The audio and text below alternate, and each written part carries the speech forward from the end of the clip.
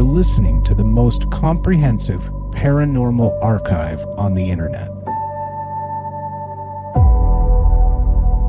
Welcome to Salsido Paranormal. I'm your host, James Salsido, and tonight I'm covering more haunted places in the U.S. And as always, you can find links to all the shows, ways to listen to all the shows, ways to support the show, and ways to follow and support friends of the show at the website. And that is salsidoparanormal.com. That's SALSIDO paranormal.com. Also, with these, because I forgot to do this at the beginning of the last one of these shows, a few things when it comes to these haunted places shows. How it works is I find, get a list of places that are said to be haunted in each state, get a few articles on the location, and put a couple of those for each location in the episode description, and get a little summary generated of the location as well, and read those on the show. So please, if you're interested in seeing pictures and or getting more information and also getting more current information on these locations, check out the episode description. And do your own research as well so that you can find out if or when or how you can visit these locations as well when that is possible. There's been a few locations here that in this whole series where they're either private homes or they're demolished. They're not even there anymore. So I always recommend doing your research because it may not be possible to go and visit some of these places, and I do not recommend trespassing for all kinds of reasons. So, at least we got that out of the way this time. And, yeah, let me get to this first location here. Let's see. This will be Bannock State Park. And this is one of Montana's best-known ghost towns.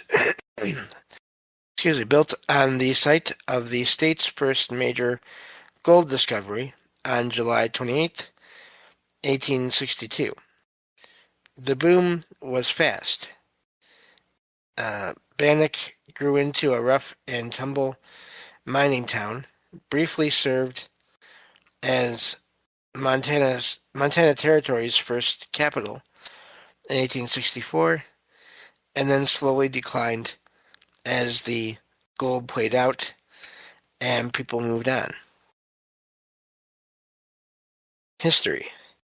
Bannock began when prospectors found gold along Grasshopper Creek in 1862, triggering a rush that brought in miners, merchants, saloons, and lawmen. At its peak, the town had thousands of residents and a full frontier town reputation, but by the late 1800s, it was already fading as mining profits dropped and the railroad bypassed it. The town is also tied to some of the most dramatic early law and order stories in Montana history. Sheriff Henry Plummer and the vigilante hangings of suspected road agents became part of Bannock's legend, adding to its reputation as a violent and unstable mining camp. Bannock's haunting reputation comes from both its preserved buildings and its violent frontier past. Reports and ghost lore often focus on apparitions linked to the old hotel, the school, and Main Street, with stories of women in old-fashioned clothing, a blue-dressed girl identified in local lore as Dorothy Dunn, and sightings associated with Henry Plummer's story. Because Bannock is so well preserved, visitors can still walk through the same spaces where these stories are set, which makes the ghost narratives feel especially vivid. That combination of authentic historic atmosphere and grim local legend is what keeps Bannock one of the most famous haunted towns or haunted places in Montana. Most common ghost stories. Excuse me. Um, Henry Plummer's ghost is the best known legend, often described as lingering around the old town because of his violent end and controversial role in Bannock's history. A girl in a blue dress, often identified in local lore as Dorothy Dunn, is one of the most repeated apparition stories, especially around the old hotel. Women in period dress and other unexplained figures are frequently reported by visitors and ghost tour accounts throughout the town site. Today, again, this may be inaccurate now, so please check on current situation with all these locations, but as of when this was written, Bannock State Park preserves more than 50 historic structures and lets visitors explore one of the best preserved ghost towns in the American West. It's both a major historic site and a popular stop for people interested in frontier history and hauntings. So, yeah, that's a lot there. It's always fascinating when you have these places that are entire towns that seem to have activity throughout them. Makes me wonder how often, entire towns now really do have activity, but it doesn't always get noticed or talked about. But I think that could happen, or it does get talked about, but it's not everywhere. So,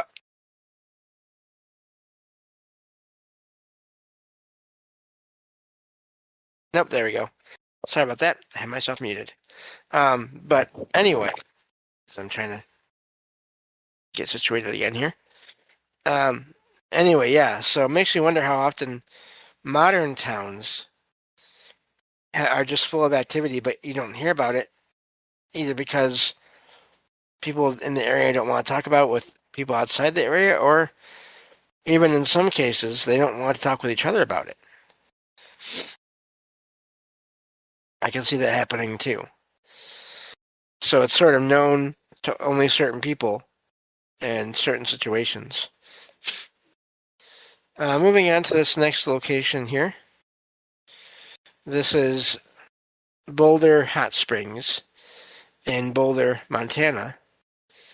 This has a long, layered history that stretches back to the 1860s. It began as a spring site used by indigenous people, and then in 1863, James E. Riley built a saloon and bathhouse there. Over time, it grew into a hotel that served miners, ranchers, and later prominent visitors, including presidents and other wealthy travelers. History. The property expanded in the 1880s and 1890s as new owners added hotel space and upgraded the building into a Victorian-era resort.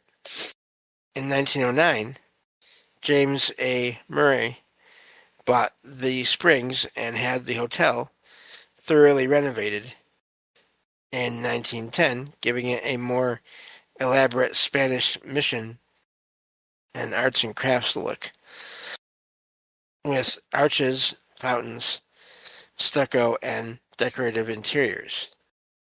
The site changed names and used several times after that.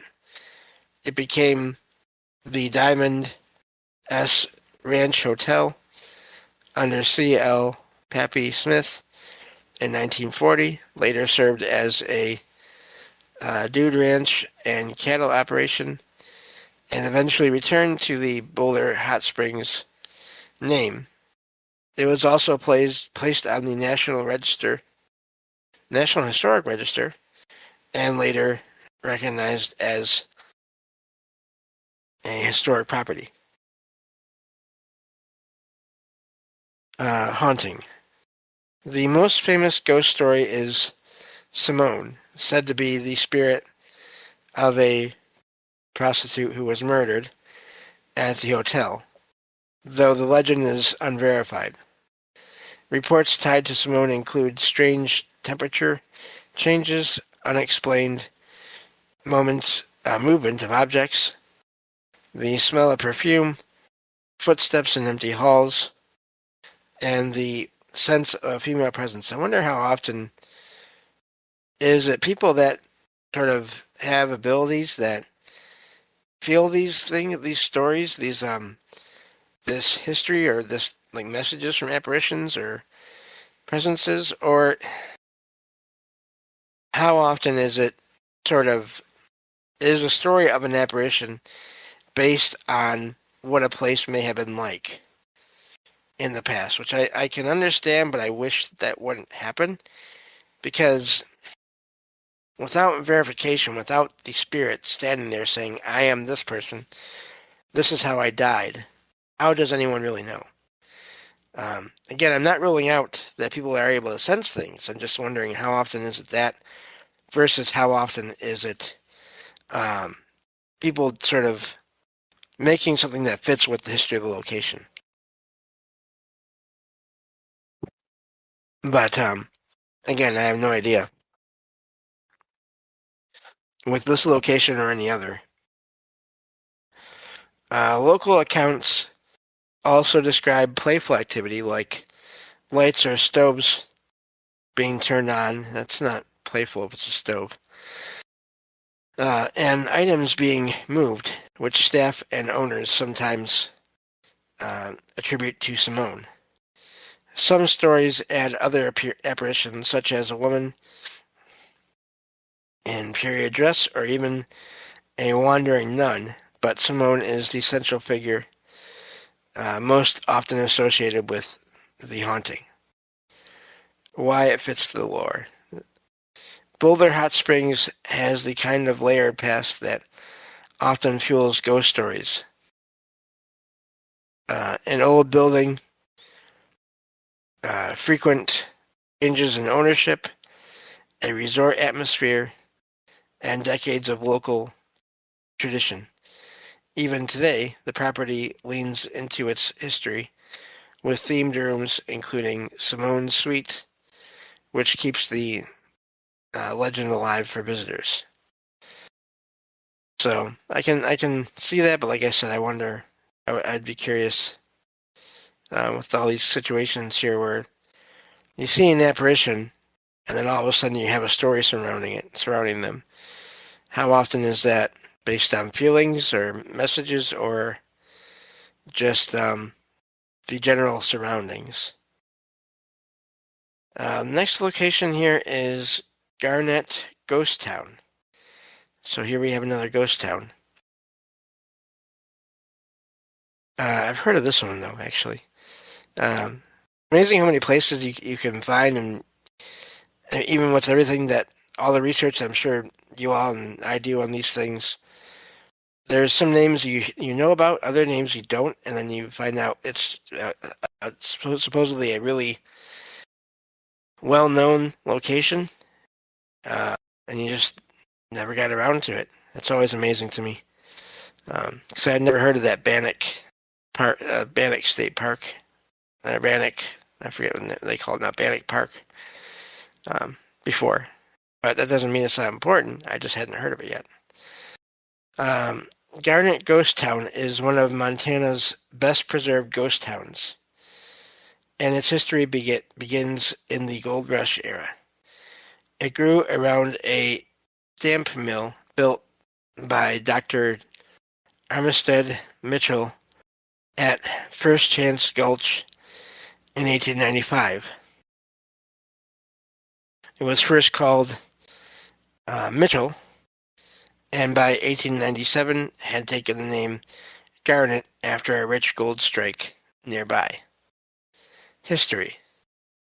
Garnet quickly became a small but lively mining community with businesses, a school, a post office, saloons, and homes for miners and their families. By the peak years, it had grown into a proper frontier town rather than just a camp with more than 300 people by 1898, and a later peak often described as around 1,000 residents. The town declined as the mines played out. A major fire in 1912 destroyed much of the business district, and many residents left for work elsewhere. By the 1940s, Garnet was effectively abandoned. The haunting lore. Garnet is especially known for ghost stories tied to its preserved buildings. The best-known tale involves Kelly's Saloon, where visitors and staff have reported hearing laughter and music after dark, even when no one is there. Another often repeated story concerns the old general store and ice house area, where people have claimed to see an angry white-haired man in a three-piece suit. Local lore connects that figure to F.A. Frank Davy, the longtime store owner whose personality and presence seem to linger in the town's memory. Part of Garnet's eerie reputation comes from how intact it is. Many buildings were left with furnishings and artifacts inside, so the town looks less like a ruin and more like a community frozen in time. The isolation also adds to the mood. Garnet sits high in the mountains, surrounded by forest and old mining remains, which gives it a quiet, closed-off feeling that naturally feeds ghost stories. So, that's the end of that location. Pretty sure I've heard of that on different paranormal-themed documentaries and TV shows before. So,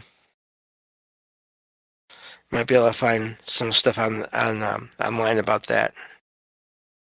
Let's see here. So this next location is the Fort Peck Theater in Fort Peck, Montana. It was built in 1934 as a temporary movie house for the workers and families tied to the Fort Peck Dam project. It later became a lasting community landmark and was placed on the National Register of Historic Places in 1983. History. The theater was designed and built by the U.S. U.S. Army Corps of Engineers in a pseudo-Swiss chalet style with handcrafted details that reflected New Deal era craftsmanship. It opened on November 16th, 1934, and during the dam's construction, it showed movies around the clock, serving a town that was filled with thousands of workers and their families. Although it was intended to be temporary, the building survived after the boom years of the dam project and was preserved by local supporters. The Fort Peck Fine Arts Council stepped in during the 1960s to help save it, and the theater remains active today as a performance venue. Haunting. Local ghost lore says the theater is haunted by a male spirit in 1930s work clothes, with reports of unexplained sounds like people working in an otherwise empty building. Some accounts also mention apparitions in dressing rooms and a general sense of strange activity backstage.